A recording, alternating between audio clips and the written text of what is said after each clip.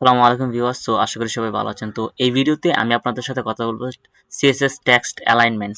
Text alignment কি বা CSS এর মাধ্যমে আপনি টেক্সট অ্যালাইনমেন্ট কিভাবে কাজ করে। জাস্ট এখানে কিছু টেক্সট অ্যালাইনমেন্ট দেওয়া আছে। একটা হচ্ছে টেক্সট অ্যালাইন। টেক্সট অ্যালাইন বলতে কি, আপনি আপনার টেক্সটগুলোকে লিখছেন একটা বক্সের ভিতরে বা কিছু টেক্সট লিখছেন। টেক্সটটা কি রাইট থেকে থাকবে নাকি লেফট থেকে থাকবে নাকি সেন্টার থেকে থাকবে। তো এগুলো হচ্ছে টেক্সট অ্যালাইনমেন্ট। আরেকটা হচ্ছে টেক্সট অ্যালাইন লাস্ট। অনেক সময় দেখা যায় আপনি টেক্সট লেখছেন 3 থেকে 4 লাইন, কিন্তু কিছু অংশ টেক্সট দেখবেন লাস্টে থাকে, কিন্তু ওই টেক্সটটাকে আপনি কি মধ্যে নিয়ে আসতে পারতেছেন নাকি লেফটে রাখবেন নাকি রাইটে রাখবেন। আরেকটা হচ্ছে ডাইরেকশন। আপনি এটা ডাইরেকশনটা চেঞ্জ করতে পারেন রাইট টু লেফট। আপনি চাচ্ছেন যে দেখবেন বিভিন্ন ধরনের আরবি লেখা থাকে, তো এগুলাকে দেখবেন এগুলো সাধারণত রাইট থেকে লেফটের দিকে মুভ করে। আরেকটা হচ্ছে ভার্টিক্যাল অ্যালাইনমেন্ট। অনেক সময় দেখা যায় টেক্সটটা কি উপর নিচে হয়। আপনি দেখবেন যে a প্লাস বি হোল স্কয়ারের সূত্র, বা আপনি দেখবেন সালফিউরিক অ্যাসিড কিভাবে লেখে, দেখবেন যে রাসায়নিক বা কেমিস্ট্রির যে কিছু মৌল আছে এগুলা কিভাবে লেখে, যেমন H2O পানি। এগুলো আপনি কিভাবে লিখে যে সুপারস্ক্রিপ্ট বা সাবস্ক্রিপ্ট। আজকে এই জিনিসটা নিয়ে কথা বলবো, টেক্সট অ্যালাইনমেন্টের যে সবকিছু সব বিষয় নিয়ে। জাস্ট হিয়ার এম এখান থেকে আমি জাস্ট HTML দিয়ে আমি HTMLটা ব্রয়লার প্যাটার্ন আছে CSS টেক্সট অ্যালাইনমেন্ট। যেহেতু কন্ট্রোল সেভ দিয়ে আমি জাস্ট CSS লিঙ্কটা করে দিচ্ছি। Style dot CSS control save. এখান থেকে আমি যদি রিলোড করি দেখতে পাচ্ছেন চলে আসছে। এখান থেকে আমি জাস্ট কিছু টেক্সট নিই, যেহেতু আমরা টেক্সট নিয়ে কাজ করবো, কন্ট্রোল কপি করলাম। কপি করার পর আমি টেক্সটটা এখানে একটি পি ট্যাগ দিয়ে আমি জাস্ট একটু পি ট্যাগ দিলাম, তারপর কন্ট্রোল ভি দিয়ে পেস্ট করলাম। পেস্ট করার পর এখানে দেখবেন টেক্সটটা চলে আসছে। এটা আমি ডিলিট করে দিই। দেখতে পাচ্ছেন এখানে টেক্সট চলে আসছে। আমি কিন্তু এখানে টেক্সটের কাজটা করি না, আমি জাস্ট একটা বক্স বানাই। যেহেতু পি ট্যাগ নিলাম, পি ট্যাগের ভিতরে আমি যদি একটি নির্দিষ্ট হাইট দেই, হাইট দিলাম মনে করেন 200 পিক্সেল and width 250 পিক্সেল। একটা বর্ডার দিই। বর্ডার যদি দিই, মনে করেন 5 pixel solid, grey colour. Control save দিয়ে আমি যদি একটা ভিউ করি, দেখতে পাচ্ছেন এটা একটা ভিউ চলে আসছে। দেখতে পাচ্ছেন এখানে কিছু চলে আসছে। একটু আমি উইথে বাড়িয়ে নিচ্ছি জাস্ট 60, যেহেতু লেখার টেক্সটটা বোঝানোর জন্য। এখান থেকে আমি একটা মানে পেডিংটা দিয়ে দিই, জাস্ট পেডিং দিয়ে দিলাম মনে করেন 20 পিক্সেল। কোনো সেভ দিলে আপনি পেডিংটা শো করে বুঝতে পারবেন। দেখতে পাচ্ছেন কিছু টেক্সট চলে আসছে। এখানে কি কথা হচ্ছে যে বাই ডিফল্ট টেক্সট অ্যালাইনমেন্টটা লেফটে থাকে। বাই ডিফল্ট টেক্সট অ্যালাইনমেন্টটা লেফটে থাকে। আপনি যদি এখানে লেখেন যে যেহেতু আমরা টেক্সট অ্যালাইনমেন্ট নিয়ে কাজ করব, আমি যদি লিখি যে টেক্সট অ্যালাইন, আমি যদি লিখি যে লেফট, দেখতে পারবেন আমি লেফট লেখার পরে কন্ট্রোল সেভ দিলাম, দেখবেন এটা কোনো পরিবর্তন দেখবেন না, যেহেতু আমি টেক্সট অ্যালাইন লিখলাম। দেখতে পাচ্ছেন এটা কোনো পরিবর্তন নাই, কারণ বাই ডিফল্ট টেক্সট অ্যালাইনমেন্টটা লেফটে থাকে। কিন্তু আমি যদি এটা লিখি যে রাইট লেগে কন্ট্রোল সেভ দিলে আমি দেখতে পারবেন এটা কি হচ্ছে, মানে আপনার এই দিকে সমান হয়ে গেছে। দেখতে পাচ্ছেন আপনার রাইটে দিয়ে লেখা কিন্তু মানে বাম দিক থেকে আসছে, কিন্তু রাইট দিক দিয়ে আপনার দিকে, যেহেতু এইদিকে গ্যাপ আছে 20 পিক্সেল সরে আসছে। কিন্তু আরেকটা কাজ করতে পারেন, আপনি চাইলে সেন্টার দিতে পারেন, যেহেতু আপনার লেখাটা সুন্দর করার জন্য সেন্টার। সেন্টার দিয়ে যদি কন্ট্রোল সেভ করেন, এখানে যদি আমি দেখতে পাই যে ক্লিক করে দেখতে পাই সবগুলো লেখা তার প্রত্যেকটা লাইনকে সেন্টারে নিয়ে আসছে। আরেকটা মোস্ট ইম্পর্টেন্ট পার্ট হচ্ছে, আরেকটা আছে জাস্টিফাই। জাস্টিফাই আপনাকে কি করে, মানে প্রত্যেকটা লেখা আপনি দেখবেন দুনো দিকে সমান থাকবে, এদিকে থাকবে এদিকে থাকবে। এটাকে বলা হয় জাস্টিফাই। আপনি যদি লেখেন যে জাস্টিফাই, জাস্টিফাই লেখার পরে কন্ট্রোল সেভ দিয়ে আপনি যদি এখানে ভিউ করেন, দেখতে পারেন জাস্টিফাইটা কিভাবে কাজ করে। দেখতে পাচ্ছেন জাস্টিফাই আপনার লেখাগুলোকে সুন্দর করার জন্য ঠিক এই দিক থেকে সমান, তারপরে লেফট এবং রাইট থেকে সমান হয়ে গেছে। এটা হলো জাস্টিফাই এর কাজ। এখন কথা বলবো যে আরেকটি মেথড নিয়ে, সেটি হচ্ছে কি যে text align last. Text align last বলতে কি, যে আপনার যে দেখতে পাচ্ছেন আমি যদি জাস্টিফাই লেখার পরে টেক্সট অ্যালাইনমেন্ট জাস্টিফাই লিখছি, লেখার পরে নিচের একটা লাইন চলে আসে, দেখেন এটি অ্যাভেলেবল উইকিপিডিয়া। জাস্ট আপনি এই টেক্সটটাকে দিকে একটু খেয়াল রাখেন, এটাই মূলত হচ্ছে justify align last. Justify align text align last. যদি আপনি টেক্সট অ্যালাইন লাস্ট লেখেন, আমি যদি টেক্সট অ্যালাইন এখানে আছে কিন্তু টেক্সট লাইন লাস্ট লেখার পরে বাই ডিফল্ট থাকে লেফটে। সো আপনি যদি রাইট দেন, রাইট দিয়ে যদি কন্ট্রোল সেভ করে দেখবেন আপনার যে অ্যাভেলেবল উইকিপিডিয়া এটা রাইট থেকে শুরু হয়েছে, দেখতে পাচ্ছেন এটা রাইট থেকে অ্যাভেলেবল উইকিপিডিয়া। আপনি চাইলে এটাতে সেন্টার করতে পারেন, সেন্টার করে দিলে আপনার কি হচ্ছে এটা কিন্তু আপনার সেন্টারে চলে আসবে, দেখতে পাচ্ছেন এটা সেন্টারে চলে আসছে। সো আপনি চাইলে আপনার বক্সের ভিতরে বা আপনার ট্যাক্সগুলোকে সুন্দর ফরম্যাটে কিভাবে ইউজ করে এই প্রসেসটি ব্যবহার করে কাজ করতে পারেন। এখন কথা বলবো টেক্সট যে ডাইরেকশনটা। সো ডাইরেকশন বলতে কি আপনি এটা ডাইরেকশন চেঞ্জ করতে পারেন। বাই ডিফল্ট তো লেফটে থাকে, আপনি চাচ্ছেন যে রাইট থেকে আপনার লেখাটা ডাইরেকশনটা চেঞ্জ হয়ে যাবে।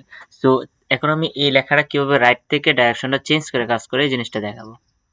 So here I am, so এখান থেকে আমি যদি দেখি যে যেটা আপনি জাস্ট যা আছে সবগুলো একই ধরনের থাক, কিন্তু আপনি চাচ্ছেন যে এটাকে টেক্সটটা দেখেন in publishing and graphic design lorem ipsum it's a placeholder text, এখানে কিছু টেক্সট আছে কিন্তু এই জিনিসটা আপনি চাচ্ছেন যে রাইট থেকে নিয়ে আসবেন। সো দেখবেন অনেক সময় বিভিন্ন ধরনের অল কান্ট্রিজ, সো প্রত্যেকটা দেশের ভাষা কিন্তু এক ধরনের না। আপনি যদি আরবির কথা চিন্তা করেন এটা দেখবেন রাইট থেকে শুরু হয়েছে। সো এই ধরনের প্রসেসিং কিভাবে কাজ করে। সো এখান থেকে যদি আপনি লেখেন যে direction, so direction, so direction লেখার পরে আপনি যদি একটা প্রপার্টি দেন, যেহেতু আপনি কোন ডাইরেকশনে লিখতে চাচ্ছেন, সো আপনি লিখতে চাচ্ছেন যে right to left, so right to left, so right এর আর এন্ড টু টি এর টু এন্ড লেফট এর এল। সো এখানে দিলে আপনি যদি কন্ট্রোল সেভ করেন দেখবেন কোনো কাজ হচ্ছে না, দেখতে পাচ্ছেন এখানে কোনো কাজ হচ্ছে না। কারণ কি, এটার জন্য আরেকটি প্রপার্টি ইউজ করতে হবে, ইউনিকোড বিডি। সো এটা হচ্ছে একটি প্রপার্টিটা ইউজ করলে আপনার ডাইরেকশনটা কাজ করবে, ইউনিকোড বিডি। দেখতে পাচ্ছেন এখানে ইউনিকোড বিডি চলে আসছে, ইউনিকোড বিডি লেখার পরে আপনি জাস্ট এখানে লিখবেন যে ভিডি ওভাররাইট, বিডি ওভাররাইট, সো ওভাররাইট। সো এটা লেখার পরে দেখবেন আপনি যখন সেভ করেন দেখবেন আপনার টেক্সটের যে ফরম্যাটগুলো এখানে চেঞ্জ হয়ে গেছে, দেখতে পাচ্ছেন ইন পাবলিশ ইন পি, দেখতে পাচ্ছেন পিটা আসছে, তারপরে ইউ বি, দেখতে পাচ্ছেন আপনি, আমি যদি বড় করি দেখতে পাচ্ছেন আই আছে তারপরে এন আছে, তার মানে এটা উল্টো দিকে হয়ে গেছে, দেখতে পাচ্ছেন। সো প্রত্যেকটা প্রপার্টি কি আপনার উল্টো দিকে চলে আসছে। সো এটা হচ্ছে আপনার টেক্সটের ডাইরেকশনটা। সো আপনি এই জিনিসটা নিয়ে কাজ করে আপনি চাইলে এটা কমেন্ট করে দিয়ে, আমি কমেন্ট করে দিলাম। এখন কথা বলবো vertical alignment. So vertical alignment কি? সো বাই ডিফল্ট আমরা যখন কোনো টেক্সট লিখি, সো এটা সাধারণত হরিজন্টাল থাকে। আপনি দেখবেন লেফট থেকে রাইটে কোনো টেক্সট লিখছি, তারপরে রাইট থেকে কোনো লেফটে টেক্সট লিখছি, এটা হচ্ছে কি হরিজন্ট, এটা হচ্ছে একটি হরিজন্টাল। আর ভার্টিক্যাল বলতে আপনি কোনো টেক্সট লিখছেন উপর থেকে নিচে চলে আসছে, মানে ভার্টিক্যাল বলতে আপনি লম্বালম্বি উপর থেকে নিচে, দেখবেন কোনো দেওয়ালের মধ্যে দেখবেন উপর থেকে কিছু নিচের দিকে টেক্সট থাকে, সো এটাকে বলা হয় ভার্টিক্যাল। সো এই ধরনের ভার্টিক্যাল অ্যালাইনমেন্ট থাকে। সো ভার্টিক্যাল অ্যালাইনমেন্টের মধ্যে কয়েকটা মোস্ট ইম্পর্টেন্ট অ্যালাইনমেন্ট হচ্ছে যে বাই ডিফল্ট থেকে হচ্ছে বেজ লাইন, সো টপ থাকে, বটম থাকে, সুপার এন্ড সাব থাকে। সো এই চারটি প্রপার্টি নিয়ে এখন কাজ করব। সো আমরা এখানে চলে আসছি। সো এখান থেকে জাস্ট আমি আগে কি করে নিই, এটা জাস্ট বক্সটা তো আছেই। সো এখান থেকে যদি আমি রিলোড করি কোনো পরিবর্তন দেখবেন না, কিন্তু আপনি চাচ্ছেন যে এই যে এখানে কিছু টেক্সট আছে, জাস্ট আমি যদি একটু বড় করে নিই, এখান থেকে পাবলিশিং, জাস্ট এই টেক্সটটাকে আপনি চাচ্ছেন কি একটু হালকা একটু উপরের দিকে উঠে যাক, মানে এটা একটু উপরের দিকে উঠে যাক। এর জন্য আপনি কি করতে পারেন, এখানে জাস্ট একটা ট্যাগ নিতে পারেন, যে কোনো ধরনের আপনি ট্যাগ নিলেন, জাস্ট আপনি আই ট্যাগই নেন বা অন্য যে কোনো একটি ট্যাগ নিয়ে এই জিনিসটাকে ধরেন। জাস্ট আমি একটি বি ট্যাগ নিলাম, যদি বি ট্যাগ দেই, সো এখানে জাস্ট সো বি ট্যাগ নিলাম। সো নেওয়ার পরে কন্ট্রোল সেভ দিলে কিন্তু এটা কিন্তু কোনো পরিবর্তন দেখবেন না, জাস্ট দেখবেন জাস্ট যেহেতু বি ট্যাগ মানে বোল্ড টেক্সট। সো এটার আপনি কিনলাম ভার্টিক্যাল অ্যালাইনমেন্ট। সো আপনি জাস্ট এটা নিচে যেহেতু বি ট্যাগ নিছেন, যেহেতু আপনি পি নিছেন তারপর তার ভিতরে নিছেন বি, আপনি যেহেতু পি দিয়ে তারপরে বি দিতে পারেন। জাস্ট আমি জাস্ট অনলি একটা দিই, বি দেই, দেওয়ার পরে আপনি জাস্ট এটা লিখবেন যে vertical alignment. So vertical line, so vertical line. So by default থাকে base line, so base line, so base line থাকলে দেখবেন এটা কোনো পরিবর্তন নাই। আপনি দেখতে পাচ্ছেন আমি যদি রিলোড করি দেখতে পাচ্ছেন এটা কিন্তু পরিবর্তন নাই। সো বাই ডিফল্ট থাকে বেজ লাইন। সো আপনি চাইলে এটা চেঞ্জ করে সো বেজ লাইন থেকে আপনি যেতে পারেন টপ, সো টেক্সট টপ বা টেক্সট টপ দিবেন। সো কন্ট্রোল সেভ করবেন।